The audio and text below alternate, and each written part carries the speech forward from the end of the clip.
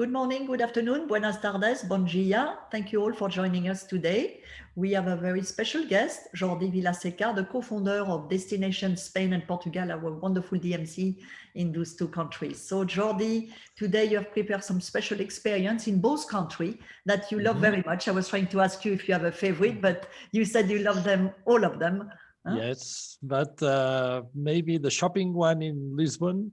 And then another one, which is an itinerary across a very special part of Spain. These are the two favorites, probably. The two favorites. But all of them are good and nice. Voilà. Yes. So if you want to share your screen, and we can start. Huh? Well, maybe first, maybe we can share the news. The big news. Yes. Everyone is there. Huh? You probably heard it, but me, I heard for the first time this morning. Well, yesterday there was an announcement by the WTTC saying that by end of June or in June, they don't know exactly the dates, but American citizens will be allowed to enter Europe. And this was confirmed today by the chairman of the European Council. So that will have it. That will be for vaccinated citizens. But I think that and only for American, or not just all vaccinated people? It will be, I'm sure that Canada, US, Mexico, countries that can certify, the citizens can certify they are vaccinated, they will allow inside. So that's what I heard for me. It's all vaccinated from that part of the ocean can go to Europe. So it's a great news, huh? Yeah. By that time, let's say end of June, we expect in Europe to be about 50% of the population vaccinated, which is already a high degree of vaccination. Exactly. So these are good news. And we are happy to share that with you. Glass of champagne, yeah, because it's the first time that we do a European webinar where we have a great news and a bright future in front of us, at least for the summer. Huh? But when you start, if the summer would open up or not, huh? We were still waiting, so that's really nice. When you start the Monday with a glass of champagne, that is a promising week. That doesn't go well. It's more an expression, you know. I don't really do it. All right, so let's start and let's take us to Spain, and then everyone will have a wonderful suggestion to make to their clients after your webinar, and sell Spain and Portugal for the summer, starting July 1st. At least, because we don't know where June is coming, so at least if we count on July, we're good. Can you see? Perfectly.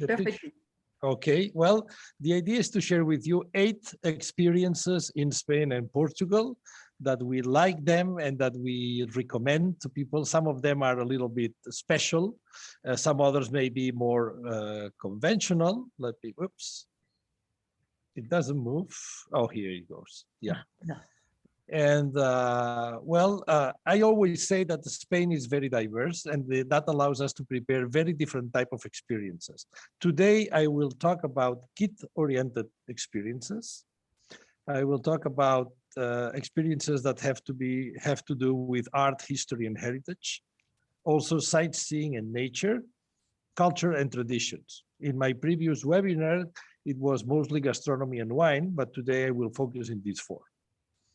So let's start. We start in Barcelona with what we call the Barcelona Dragon Hunt. It's a kids-oriented activity. Why do we have this activity? It has all to do with Saint George. Saint George is the patron of Catalonia and Barcelona as well. And the city of Barcelona is full of dragons everywhere. It happens that when we want to show the city to a group of family with a couple of kids or 3 kids or 2 families with kids around, kids get really bored when we go across the monuments and the city and the walls and the streets. And what we do is that we hire a specialized guide who knows how to take care of kids. And this guide takes the group. And while the guide explains the city to the adults, the kids are doing a scavenger hunt for dragons. That's how it works. St. George is the saint that killed the dragon and saved the princess. So we have the guides getting ready with the kids. And then we go all across the city visiting what we are interested in, the Gothic district or maybe the modernism or whatever. and we just look for dragons. And as I said, I will show you why we have dragons everywhere. This is the most famous one, the dragon at Park Güell by Gaudi, the architect. But you will find dragons in every corner of the Gothic district. You will find that in most of the Gothic palaces, usually St. George killing the dragon with the big sword or whatever tool he uses. For example, this one is in Ramblas. Most of you who have been in Barcelona have passed by this huge dragon. This is in a house that is an umbrella house. This is my favorite one. This is the gate of a Gaudi building in the northern part of Barcelona. It's impressive. It's like 4 meters wide and 3 meters high. But look, Gaudi just designed this dragon for decorating a gate. And this is another one of my favorites. Can you see the dragon here? I'll show you why. Yep. Here it is. Wow. Now you know where the dragon is. But the funny thing is that when you visit this house, when you enter in the first floor, the handrail where you on the stairs is the end of the thigh of the dragon. You see, all these parts are the bones of the end of the thigh. So Gaudi, as usual, used the dragons also for his buildings, and well, it's a funny way to discover the city. And so I think it's great for adults too. I would not mind looking for dragons. Well, what I was going to say is that the difficult thing in this tour is to keep adults focused in the tour rather than looking for dragons, because the adults are the ones really looking for the dragons. It's fun. Kids love it. They usually get a tool, something, I don't know, a piece of equipment to do the hunt. So it's a fun thing, and families really love this. It takes 3-4 hours. It's walking tour, and you will learn about the old city of Barcelona, the medieval city, visit buildings, but the kids will enjoy the day, will enjoy the morning or the afternoon. So this is the first one, takes place in Barcelona. Sorry, we don't have this story about dragons in Barcelona.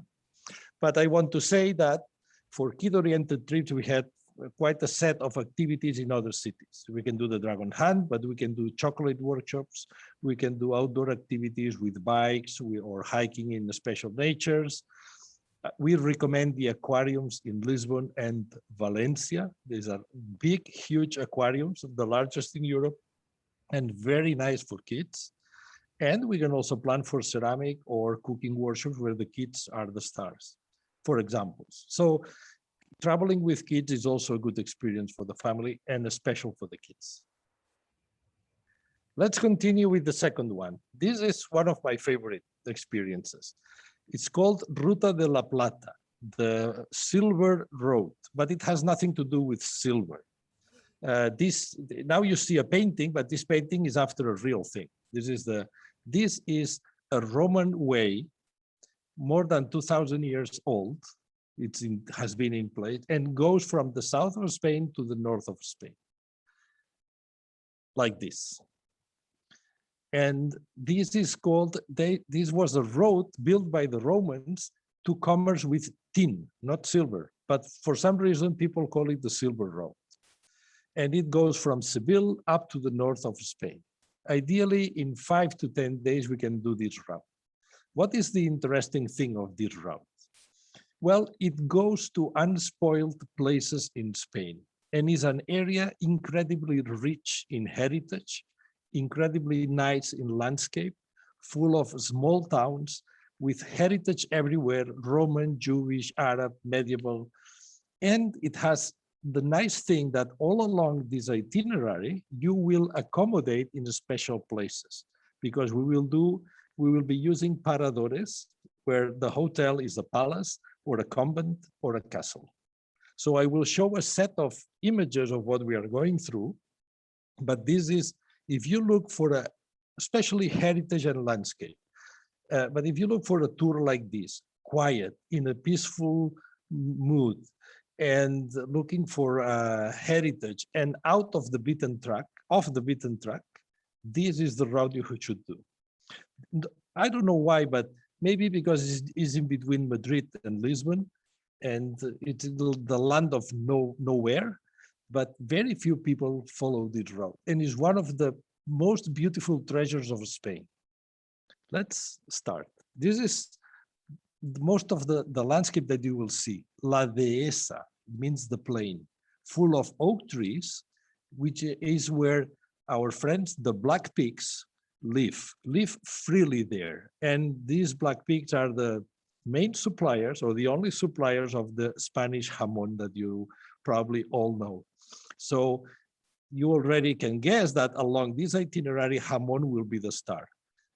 Along this itinerary, there is one of the top 4 regions for producing the Spanish ham. But it's not only the plain. There are some mountains and special places like Valle del Jerte, the Jerte Valley, where they produce 50% of the cherries in Spain. And when it comes the time of the blossoming of the trees, that's in March, it's incredibly beautiful. And people from all over the world come to see this. They also return in the fall quarter when the trees become in this color. Along this itinerary, you will find a lot of small towns, very well preserved, unspoiled, like this one, Montánchez. And this is probably the best place where you will find the best jamon.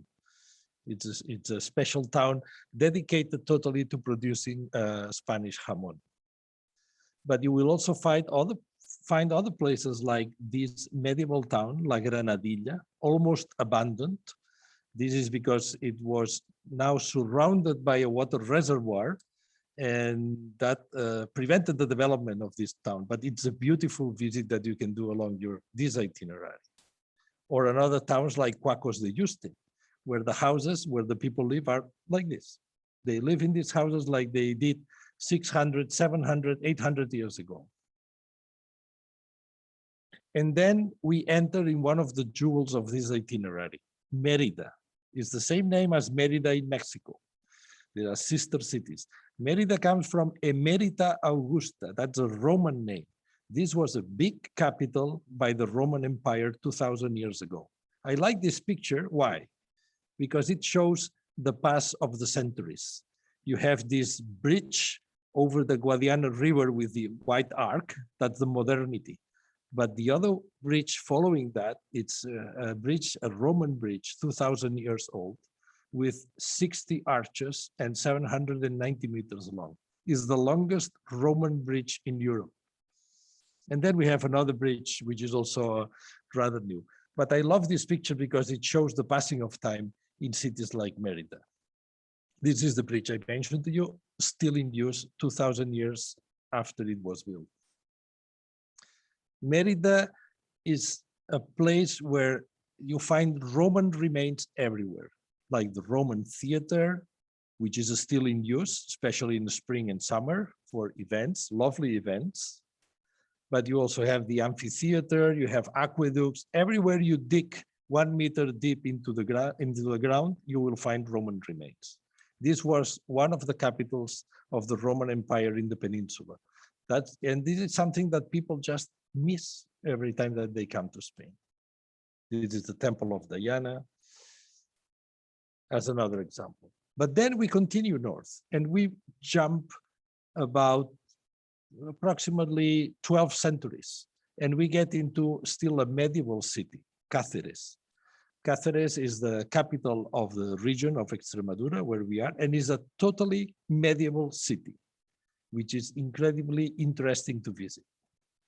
We have a lot of storks there. It's an area special with these birds. And as you can see, the city is totally medieval with flat landscapes around.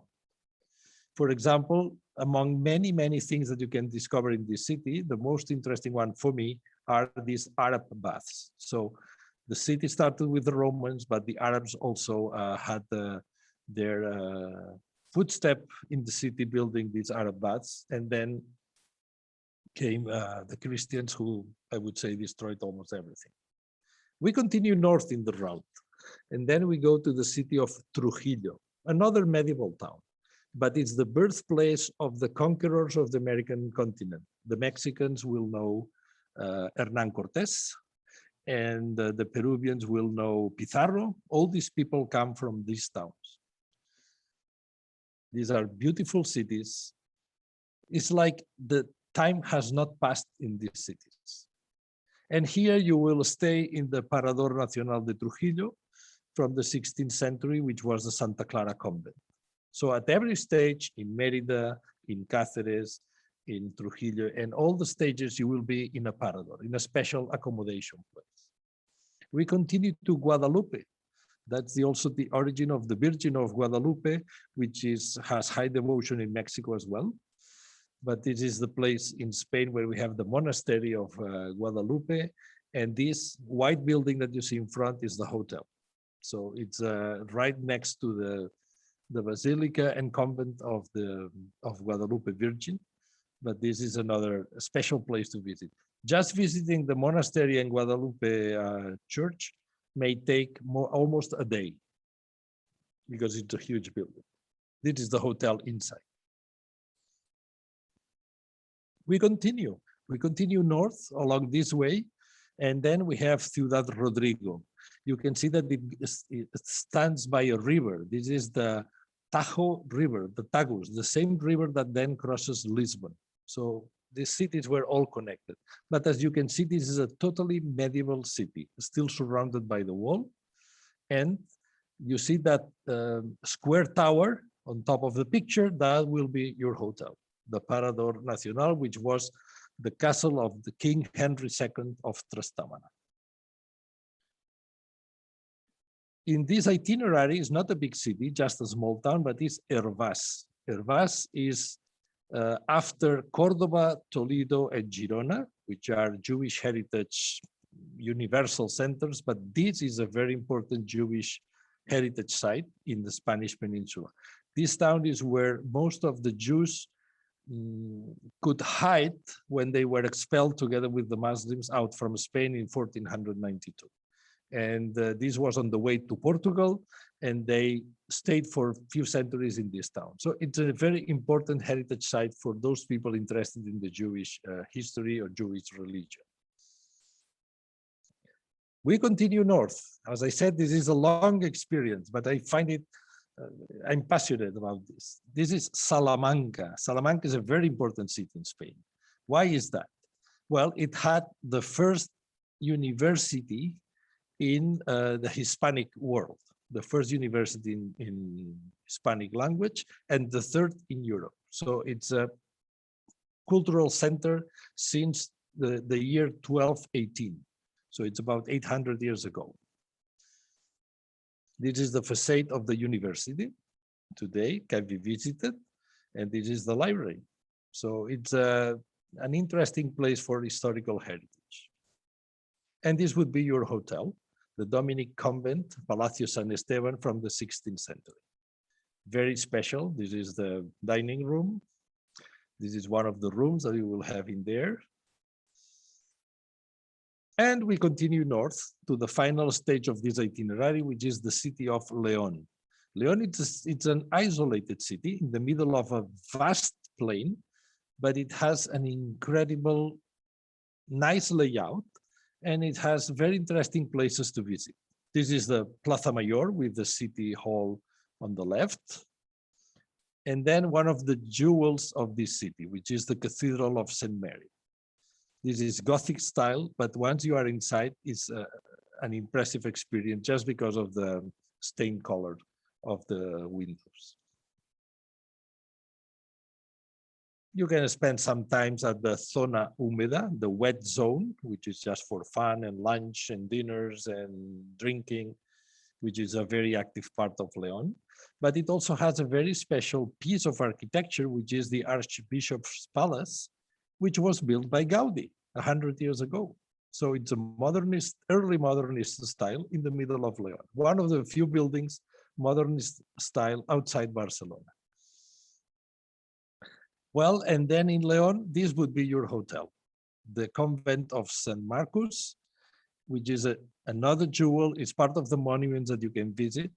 And well, if you wish to spare or to spend a little money, on the left tower with those 3 windows, that could be your room if you wish. That's the room on top of the tower for you. But it's an impressive hotel, just refurbished. They opened 3 months ago. So imagine how nice it is today. And along this itinerary, we have seen towns, landscape, heritage, everything. But I want to say also that you will discover another gastronomy different from many parts of Spain. They have their own jabugo jamon, as you can see, from the town of Montánchez, as I mentioned. But then they have a lovely food, which are migas, a shepherd's traditional meal that you will find it everywhere, from the best restaurants to the most traditional ones. And the usual way to prepare it is, well, it's bread, garlic, chorizo, which is pork meat, cured pork meat with paprika, red green peppers, paprika, bacon, and celery. This is all in a pan, and you don't serve that on dishes. You just put the pan in the middle of the table and everybody eats from that. That's how it works. Because it was for the shepherds, so they didn't have dishes for everyone. They just ate all from the big pan. The area is also a big producer of pimentón rojo de la Vera, which is basically sweet paprika. But if you want to have sweet paprika, you have to ask for this one from this area of Spain.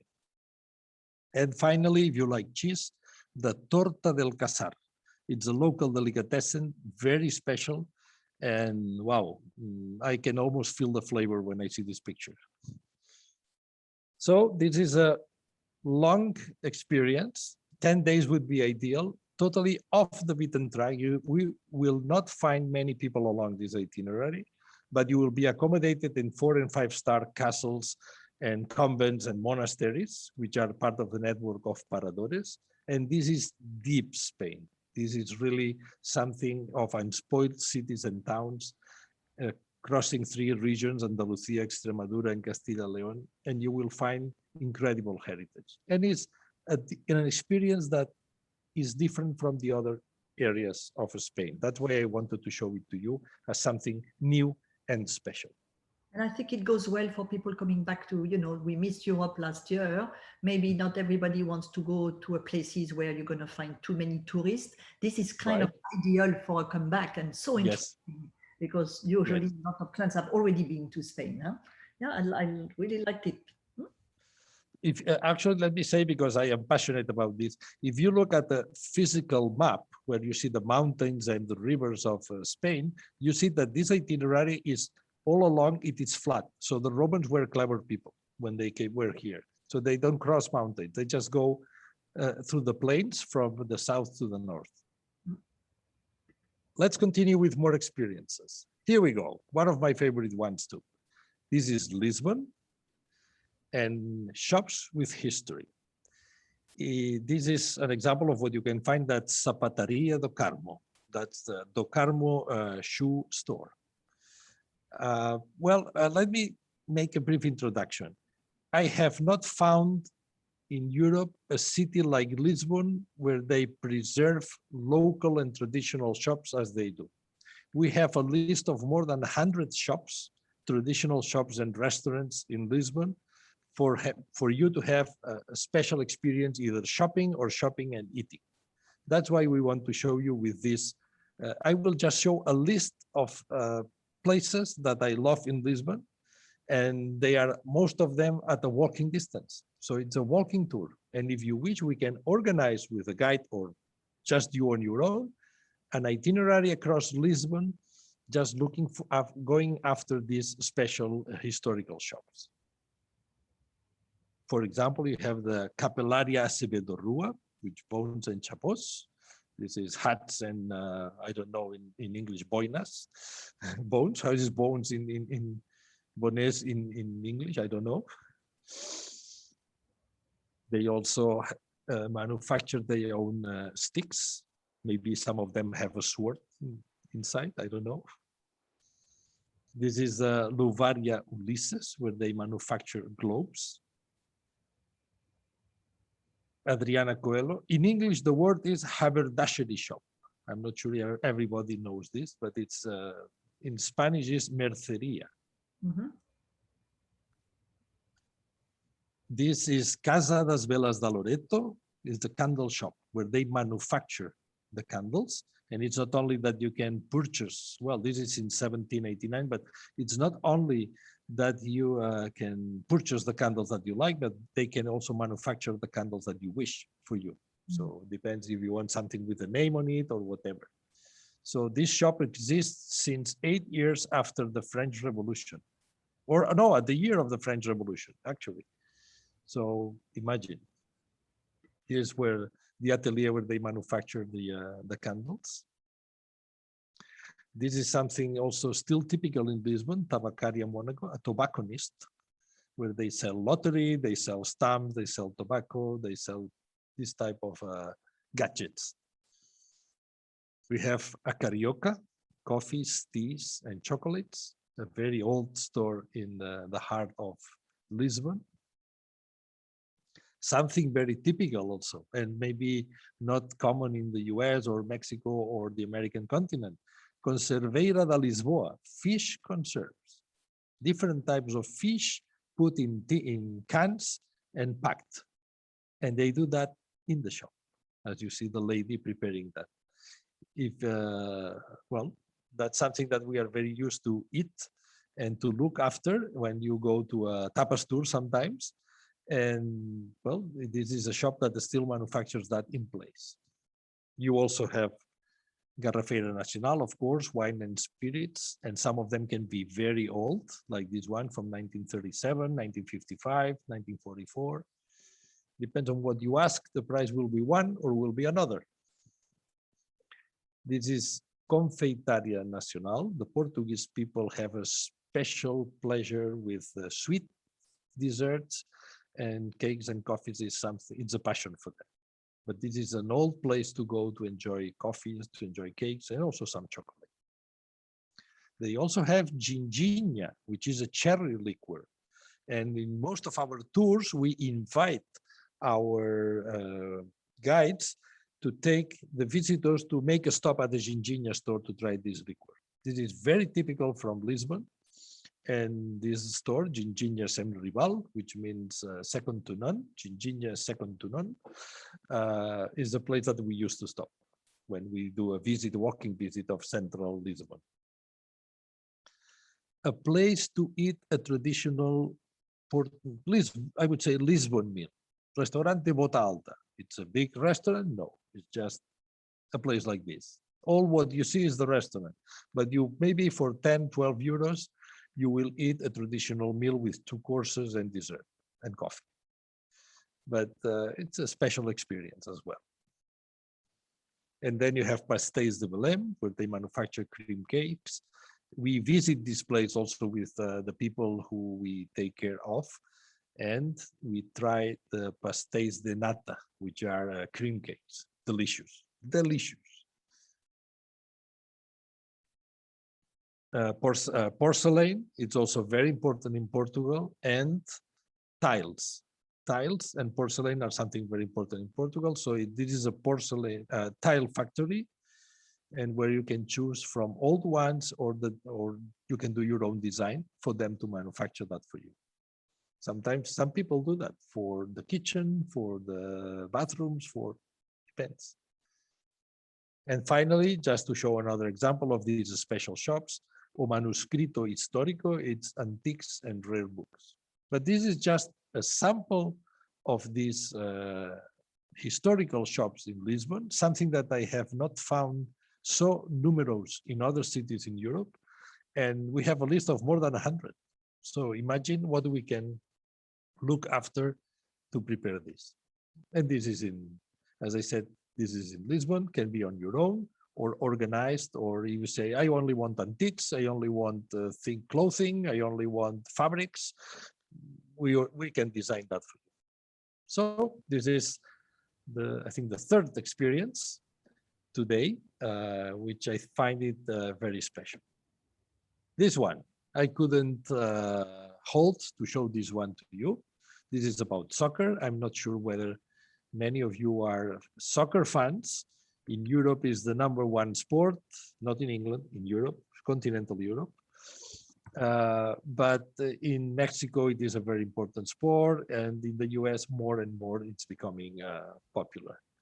Well, basically, we are fortunate in Barcelona because we have, for the past 15 years, probably, if not the best, one of the best players in the world ever of soccer, which is Messi. And Messi has had a very strong impact in the club and in the way of playing football. That's why we have a special tour with a journalist or with a former first team player. You can choose one prize and another prize because the first team player, they really charge it. But it's an experience to understand what is behind soccer and what is behind this club. For you, just you to know, Barcelona Football Club has 22 sections. Sections means different sports that they have official teams playing. So more than 500 sport people playing and competing all over Europe every day. So it's a big, big club. The stadium is 99,354 voices at once. It's also a very special experience. It's the largest in Europe. And with Olivier, we go and do a tour of the Camp Nou, the stadium, where you can go inside and you can understand every detail after soccer. For example, you see those white formations on top of the grass behind, those are infrared lights, just to make sure that the grass grows from one match to the other match. So the sun is not enough, so they put this. And when it comes the day of the match, just for you to have an example, the grass has to be cut 1 centimeter high. That way, the ball really runs fast, rolls fast, and that's the way Barcelona likes to play, very fast. And that's one of the competitive advantages in front of the other teams. If you go to England and you see soccer in England, the grass is like 3 or 4 centimeters high. And the ball runs not as fast, and it's another way of playing soccer. So you're sharing a big secret right there, Jordi. Yeah. That's why we find it, for those people who like soccer, who are after soccer, they really enjoy this visit because they will not only see the stadium, which is very big, is the largest in Europe, but they will see the secrets since we have Messi with us, which is another way of playing soccer. And well, you will be in the inner parts of the stadium. This is the way down from the changing room of the players into the stadium. So this is the way Messi passes and other players all the time. You will visit this manor house, old manor house, La Masia. This is the school of football of the club. Here is where Messi and most of the stars today in Europe lived when they were kids, and they learned. They went to school and they then practiced football all the time. So this is the school of Football Club Barcelona. It's a very special place. And then you will visit the museum, and you will visit it's a very interesting museum. It's very interactive with a lot of screens and displays that you can play with. Of course, you will see the trophy room with the UEFA Champions League caps won by the team. Oops. And you will have a stop at the Barcelona mega store. Everybody wants something. And at the end, or at the beginning, it depends. Olivier, our journalist, is the guy at the right. He's a journalist that flies and travels with the team all the time. So he knows all the details about the players and how are they going to play tonight and how are they going to do this and that. So he can provide very insider information. But this is the place where Messi used to go before any match or after any match with his friends. Not today because he's very famous, but this is a Messi place. And finally, in this tour, if it happens that it is on a match day, we really invite you to then we can get seats for you at the stadium. And I promise, it's an incredible experience with 99,000 voices shouting at once. So this is Messi and the secrets of Barca.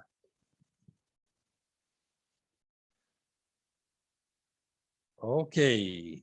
Now we change sports and we move into arts and we go to the north of Spain, to Bilbao city.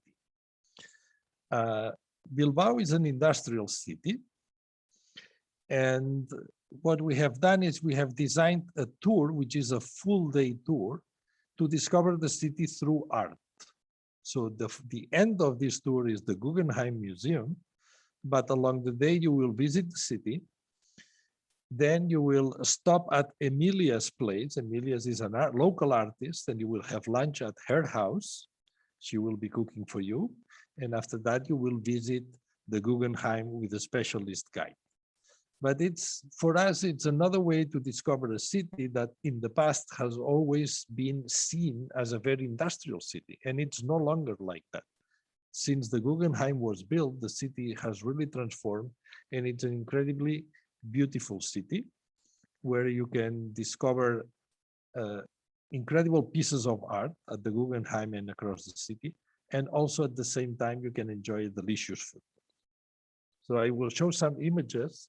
You will go across the old city. You can see this, almost is a triangle. This is old Bilbao, the center of Bilbao.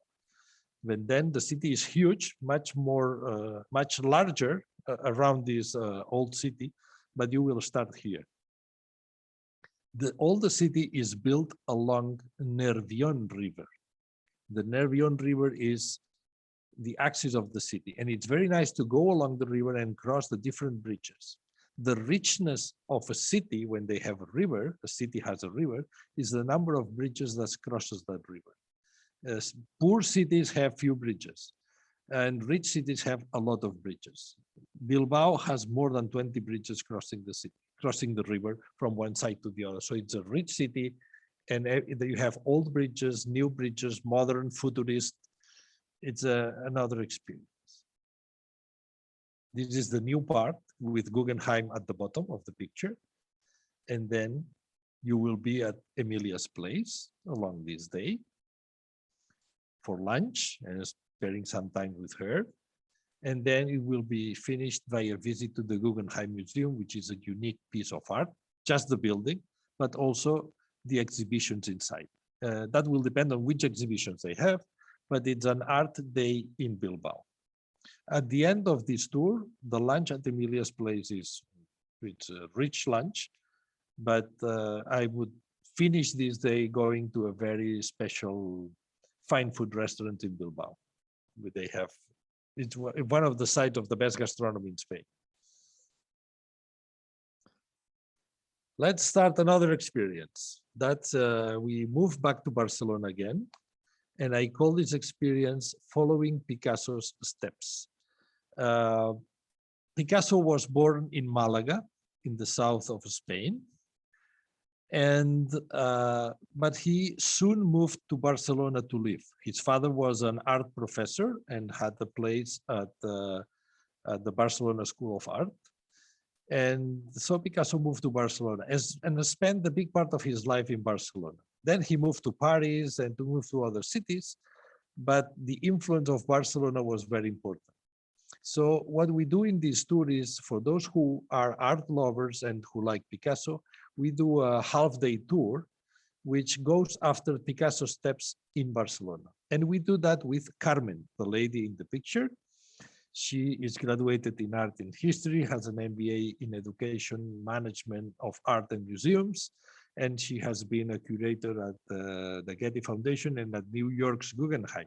So she is in love with art, and she knows everything of Picasso in Barcelona. She will be the person who will make you live what Picasso did in Barcelona.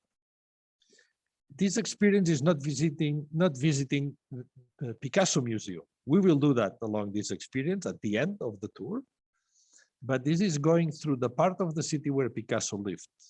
This is Picasso's neighborhood, Plaza de les Olles, which means the square of the pots and pans, the kitchen pots and pans, and in La Ribera district. For those who you probably don't know, but I wanted to put here the full name of Picasso. His name was Pablo Diego José Francisco de Paula Juan Nepomuceno Cipriano de la Santísima Trinidad Ruiz Picasso. That is from his birth certificate. So we know him as Pablo Ruiz Picasso, but he mainly used the name Picasso, which is the mother's last name, because in Spain we have the father's and the mother's last names. And so Picasso is the mother's land, last name. This is where you will go through with Carmen, La Ribera district, across narrow streets, very bohemian, still today, very bohemian area, full of artists and designers and clothes manufacturers that you will love. It's a good shopping experience as well. You will visit places where Picasso used to go, like Bar Marsella. And you will see the building of the Architects Association of Catalonia, which all the drawings were done by Picasso. And then you will also visit Picasso Museum, where you will find works by Picasso of a special area, the early stages of Picasso.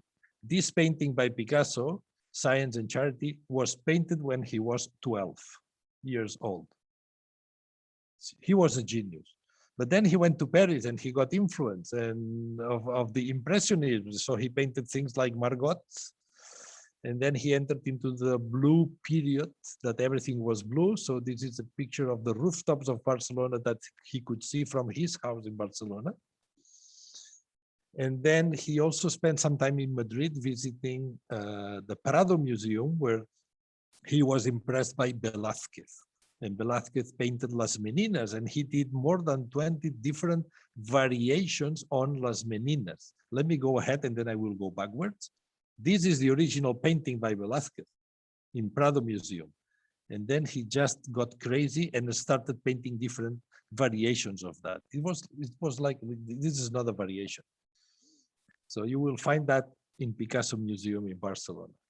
And then you will see how he was evolving into Cubism, and with paintings like his friend, James Sabartés, a pianist, and the Arlequin, one of the most famous paintings by Picasso. And at the end of the tour, we will have lunch at a very special place, modernist style, which is named Els Quatre Gats, the four cats. The four cats. I don't know why, because four cats, we were in Spanish, when we say there were cuatro gats, means that there was nobody there, only few people. Cuatro gats means few people in our expression. It's a modernist place, very nice. This is an image of how it was at the time of Picasso. So it is today, this is at the time of Picasso. And this is the place for having lunch. And it's not only us that discovered this place, because Woody Allen is a fan of the restaurant, and he used it to shoot the movie Vicky Cristina Barcelona with Scarlett Johansson and more people. So maybe you have the same table. I don't know. Again, this is Carmen, your host for this half-day tour with lunch, if you wish, optional. And then while staying at in Barcelona, you can stay in our beautiful Almanac Barcelona, which is my background picture. Huh? Good, yes.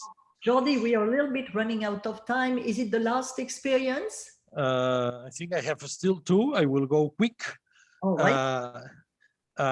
Because of the because of the pandemic. It's not interesting, yeah. We're just like yeah, I know. 1 hour. Normally it's half hour. But this is because of the pandemic. People is looking for activities outdoors. So I want to show a part of Spain in the north, which is Green Spain, which is an area where it's incredible for hiking. We just show an itinerary here, but we can design many others. This is Picos de Europa, Spain's first national park. So, well, this is a map of the park, but for you to locate where it is in the north of Spain, and it's an area of special beauty, high mountains, nice valleys, impressive views, and these are not difficult hiking. Everybody can walk this. So don't worry. If you want, of course, if you want to escalate these mountains, you can do that, but we cannot organize that because I'm afraid of escalating mountains, climbing mountains. But you will visit very special old towns like Cangas de Onís, like Potes, like Camarmeño. You will go across Garganta del Cares, the Cares Gorge. You will see, this is another town, very small town, Sostres, on top of the mountains. We have also a very important sanctuary of Covadonga. This is places where the reconquer of the peninsula to the Muslims in year 711 started, just for you to know.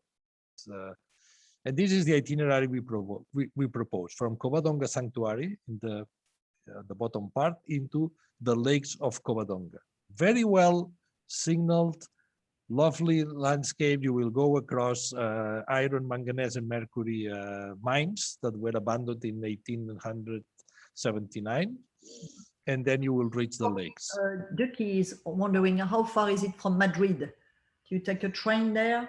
You can take a train. The ideal thing would be to fly to Oviedo. You can fly to Oviedo. Oviedo is a city worth visiting. And from Oviedo to this place is less than 1 hour drive.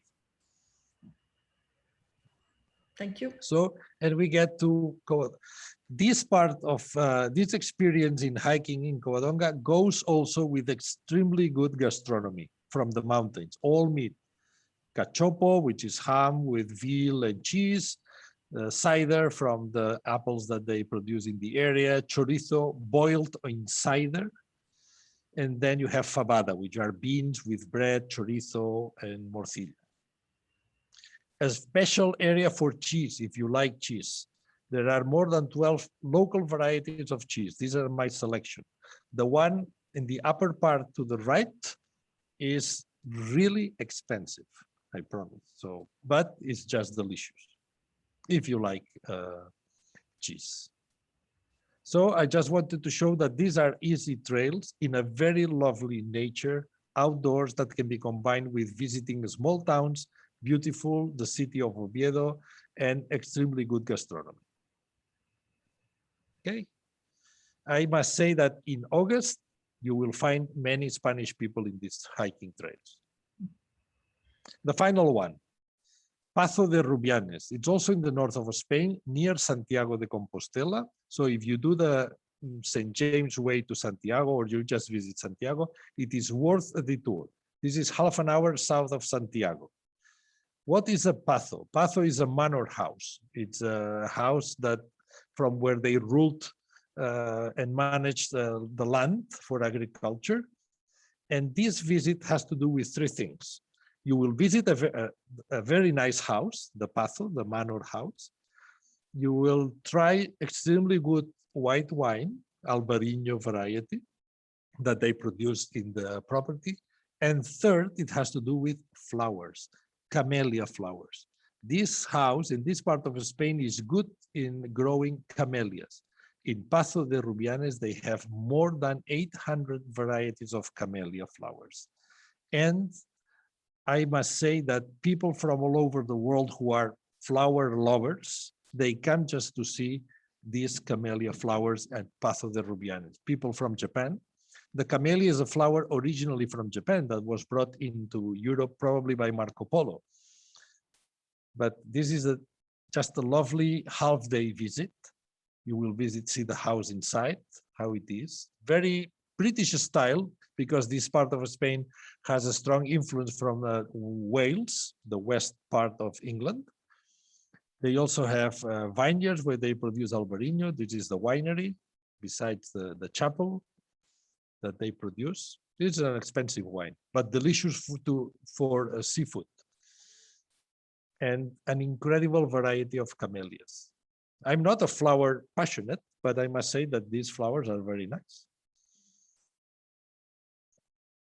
And of course, that will end with a nice set of appetizers together with the wine that the group can, or the visitors can enjoy. The food in this part of Spain is also very good. If it happens that you come when they have a special celebration, then the event is magnific. It's magnific because I would say it's sort of a British style way to celebrate things. And well, that's it. That happens in Santiago, south of Santiago, and that's it. Thank you very much, Jordi. Sorry for being long, but I can speak the afternoon, the whole afternoon. Yeah, but I can see everybody was still on the call, so it's nobody left. And I think everyone was as interesting as I was personally.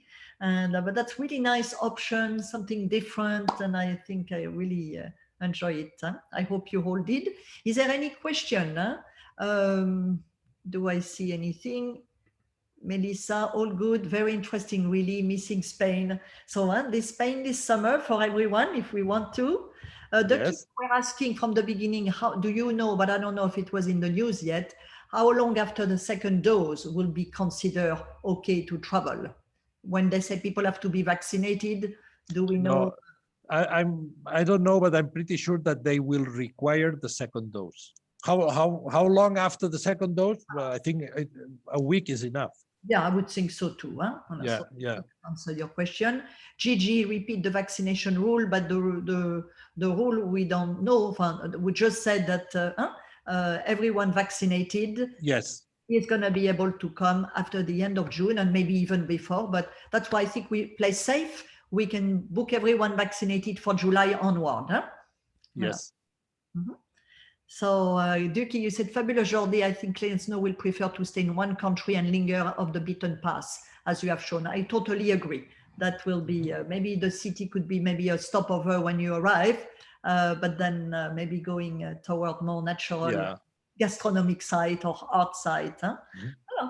So thank you everyone for joining us. It was lovely to have you with us. And we have more this week. Stay tuned. And again, if you wanted a little appointment, a private appointment with Jordi to discuss a future booking, a reservation, you can reach him on letsconnect365.com, our wonderful marketing platform. Thank you. Goodbye. Buenas tardes. Thank you. Have a good week. Bye-bye. And it was lovely being all together. Bye.